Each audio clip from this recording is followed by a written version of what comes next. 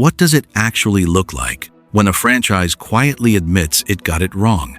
Not in a press conference, not in a statement, but in a single off-season move that makes their own fans erupt in celebration the moment a player walks out the door. That's exactly what just happened in Indiana. A two-time All-Star, a Commissioner's Cup MVP, a player who started every single game last season, and Fever fans are throwing a party. Not because she was bad, but because they watched the games. They saw what was really happening behind the numbers. They saw the moment that told the whole story caught on camera, impossible to ignore, and more revealing than any stat line could ever be. Meanwhile, in Chicago, a different kind of chaos is unfolding. A jersey number just broke the internet. A roster overhaul just flipped the entire identity of the franchise overnight. And somewhere in Minnesota, a player is quietly returning home, wondering if her best basketball is still ahead of her. 3 franchises. 3 completely different bets on what it takes to win. And this offseason might just tell us everything about where the WNBA is heading next. Here's the thing about Natasha Howard. Her resume. Don't forget to subscribe and turn on the notification bell so you never miss a video. Is genuinely impressive. 2-time All-Star, WNBA champion. A player who has contributed to winning at every stop in her career. When she arrived in Indiana, the expectations were real, and statistically, she delivered. Last season with the Fever, Howard started all 44 games, averaged 11.4 points on a remarkably efficient 55% shooting, 6.6 rebounds, and 1.2 steals per game. She was named MVP of the Commissioner's Cup Championship after putting up a 16-point, 1-2 rebound double-double to help Indiana win the tournament. Those are not the numbers of a player who's struggling. Those are the numbers of a veteran doing her job. But Indiana just let her walk anyway, and nobody in the Fever fan base is losing sleep over it. Howard officially signed with the Minnesota Lynx on a 2-year, $1.4 million deal, roughly $700,000 per season. She's heading back to a franchise where she won a championship in 2017, back to a city that already knows what she brings. For Minnesota, this fills a critical gap in their frontcourt after losing several key pieces this offseason, including Alana Smith to Dallas and Jessica Shepard also heading to the Wings. On paper, adding Howard makes the Lynx deeper, more experienced, and harder to push around in the paint. But here's what nobody's saying out loud. Indiana might have just done Minnesota a quiet favor and a quiet disservice at the same time. Howard is a talented player. She's proven. She's durable.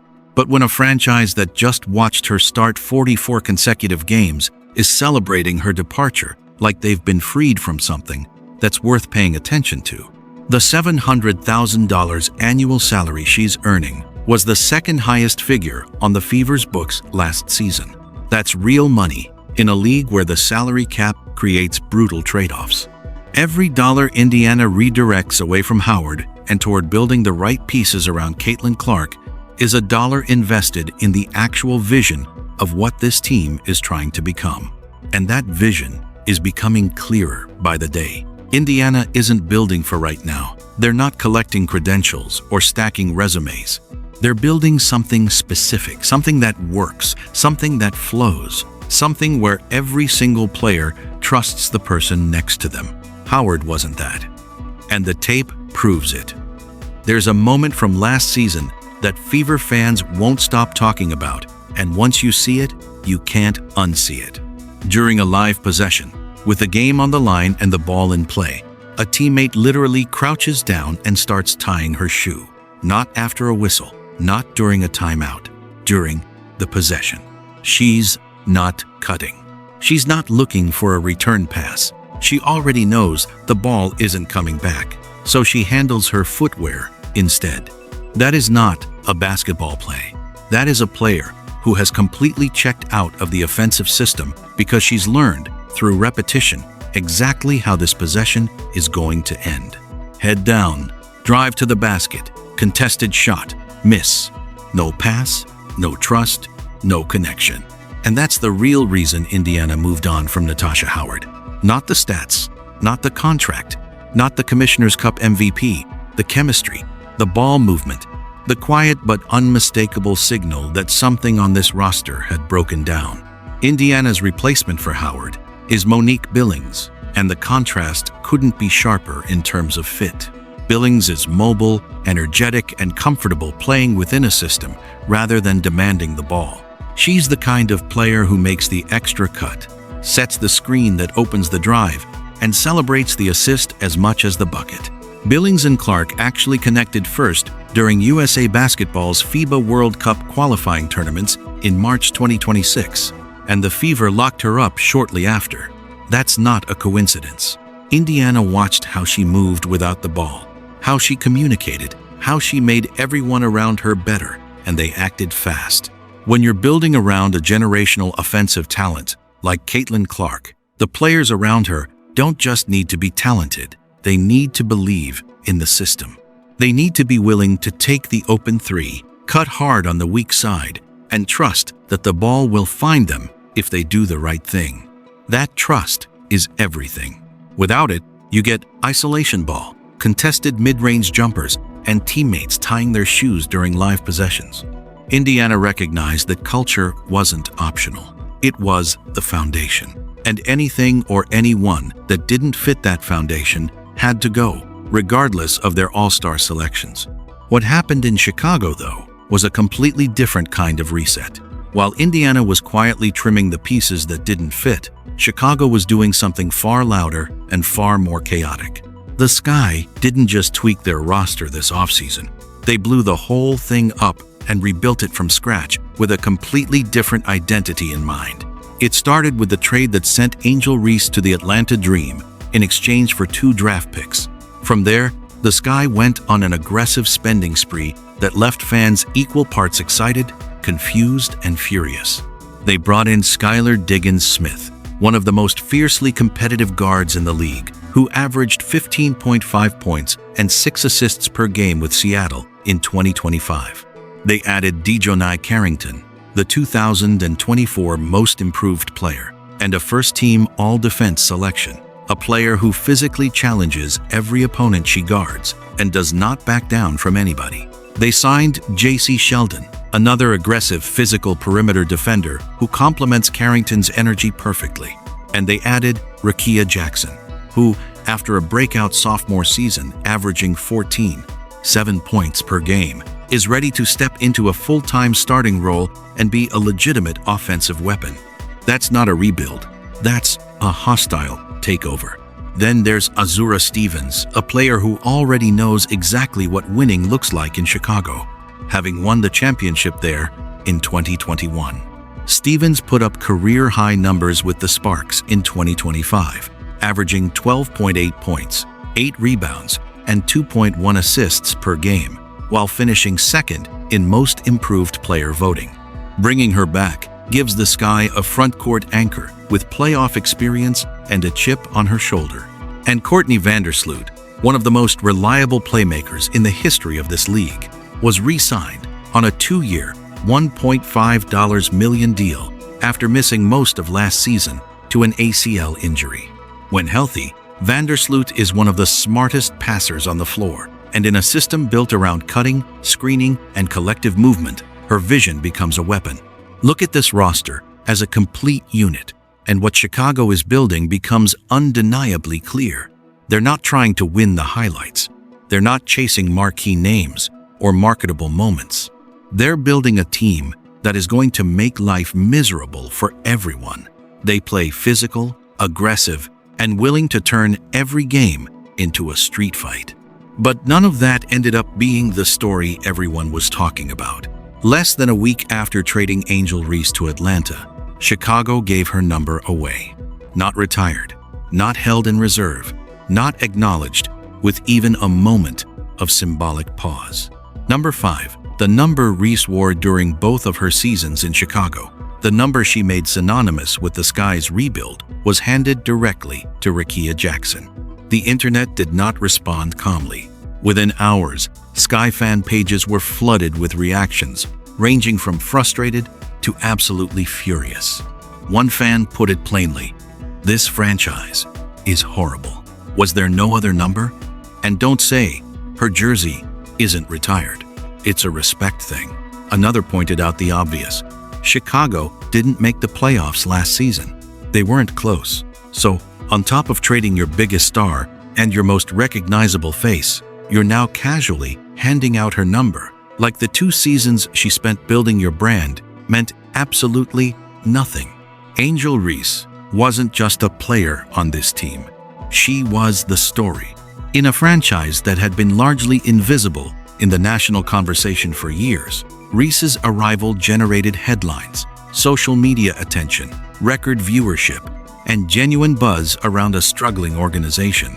She was a first-team All-Star in both of her seasons, averaged 14.7 points and 12.6 rebounds last year, and was by almost any measure the most recognizable player in a Sky uniform since the championship era. Now, she's in Atlanta, and her number is already gone.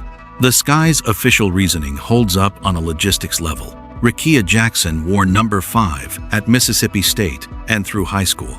It's genuinely her number.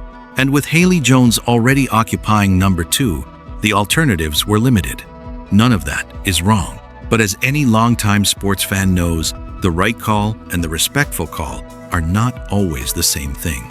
Reese herself had been publicly critical of the team before her departure, calling out the need for better talent around her, a bold statement that created friction with her teammates and, seemingly, with the front office. Rumors suggest the relationship had already soured well before the trade. Whether the jersey decision was a calculated slight or simply a logistical outcome, it landed the same way regardless. Cold, deliberate, and completely on brand for a franchise that has decided it's done looking backward. The question is whether that philosophy actually holds up where it matters on the court. The jersey number debate sounds petty on the surface. A number on a shirt, a social media argument that'll fade in 2 weeks. But what it actually reveals is something much deeper, a fundamental conflict between 2 ways of thinking about franchise building, loyalty, and what organizations owe the people who gave them relevance. Angel Reese, 23 years old, was drafted just 2 seasons ago and made the All-Star game in both years. She was the most talked about player in Chicago Sky history since Candace Parker. She carried the franchise's visibility on her back during a period when the team was otherwise completely absent from the national conversation. For a fan base that had been through years of irrelevance and near playoff disasters, Reese was the first real sign of life. And the trade itself was already hard to swallow. 2 draft picks for a 2-time All-Star who is only 23 years old is not a haul that inspires confidence. Reports suggest the relationship between Reese and the organization had deteriorated significantly, that her comments about needing better teammates created a locker room divide that couldn't be repaired. Whether that's the full story remains speculative, but the outcome isn't she's gone and the return was modest. What made it worse was the timing of the jersey handoff. There was no grace period, no acknowledgement. Rickea Jackson is a talented player who deserves to wear whatever number makes her comfortable. That's not the argument. The argument is about what the gesture says about how Chicago values its history, even recent history, even painful history. Compare that to how Indiana has handled things. The Fever could have been dismissive about Howard's departure. They could have rushed her replacement in and said nothing. Instead, they quietly let the tape do the talking. No public feuds, no social media sparring, no petty symbolism. They just moved forward with intention. Chicago moved forward too, but loudly, messily, in a way that reopened wounds that were barely a week old. Now, that might not matter in October. When the wins and losses are tallied and the playoff picture comes into focus, nobody's going to care about jersey numbers. But right now, in the offseason where narratives are formed and loyalties are tested, Chicago's front office handed their critics exactly the kind of story they didn't need. The real question is whether the team they built is good enough to make everyone forget it. Strip away the drama, the jersey controversy, the viral clips of teammates tying shoes during live possessions, and what you're really watching is two completely different answers to the same question. How do you build a winning team in a league that's evolving faster than anyone expected? Indiana's answer is crystal clear. You prioritize fit above everything. You build culture before you build a roster. You don't collect talented players, you collect the right players. Kelsey Mitchell just re-signed on a 3-year, $1 million Supermax deal, and the timing of that extension says everything. Mitchell led the Fever with a career-high 20.2 points per game last season, earned first-team All-WNBA honors, and has developed into one of the most dangerous two-way guards in the league. Retaining her alongside Clark creates the most lethal offensive backcourt in the WNBA. A combination so difficult to guard that teams can't simply load up on Clark without leaving Mitchell wide open for the kind of pull-up jumpers she hits at an elite rate. And here's what's easy to forget. Indiana finished 24-20 last season and reached the semifinal round of the playoffs, while Caitlin Clark missed significant time due to injury. This team is legitimate. And with Howard out and Billings in, the pieces around Clark are finally starting to match the vision. Chicago's answer to that same question is completely different. You build toughness. You build collective identity. You make opponents dread playing you before the opening tip. DiJonai Carrington and JC Sheldon patrolling the perimeter together is going to create nightmares for finesse-heavy teams. Skylar Diggins running the offense with her competitive edge and her veteran savvy gives Chicago a floor general who has been in pressure situations and thrived. And Rickea Jackson, Azura Stevens, and a healthy Vandersloot give this team enough offensive pieces to actually score when they need to. The Lynx, meanwhile, are quietly making their own bet that familiarity and championship experience can compensate for youth. Whether adding Howard fills the front court void they've created this offseason remains to be seen. 3 franchises, 3 bets, and the beauty of it is that nobody actually knows who got it right. We're going to find out starting in May, game by game, possession by possession, and one of these teams is going to look very smart, very fast. Here's the truth that this entire offseason keeps pointing back to. The WNBA has never been more willing to make bold, uncomfortable, controversial decisions in pursuit of something better. Teams are no longer content to play it safe. They're not afraid to move on from stars, hand out contested jersey numbers, overpay for culture fits, or trade proven veterans for cap flexibility and a chance to start fresh. Indiana bet on chemistry. Chicago bet on toughness. Minnesota bet on familiarity. And somewhere in all of that decision-making is a lesson about what it actually takes to build something that lasts. The shoe-tying moment will live forever in Fever fan highlight reels.